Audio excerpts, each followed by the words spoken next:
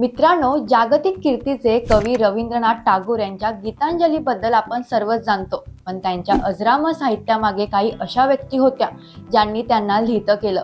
टागोरांच्या आयुष्यातील सर्वात महत्त्वाची प्रेरणा म्हणजे त्यांच्या वहिनी कादंबरी देवी. त्या केवळ त्यांच्या वहिनी नव्हत्या, तर त्यांच्या पहिल्या समीक्षक आणि बालपणातील सोबती होत्या. टागोरांच्या अनेक प्रसिद्ध कथांमधील स्त्री हे पात्र कादंबरी देवीच्या व्यक्तिमत्वावर आधारित आहे असं म्हटलं जातं. त्यांच्या अकाली जाण्याने टागोरांच्या मनावर जो खोल घाव झाला, त्या विहारातूनच जगाला काही उत्कृष्ट कविता आणि रवींद्र संगीत मिळालं. पुढे वयाच्या 63व्या वर्षी त्यांच्या आयुष्यात अर्जेंटिनाची लेखिका व्हिक्टोरिया ओकांपो आली. टागोर तिला प्रेमाने विजया म्हणत. व्हिक्टोरिया यांनी टागोर यांच्या सुप्त चित्रकलेला ओळखलं आणि वयाच्या 60व्या वर्षी त्यांना रंगांशी मैत्री करायला लावली.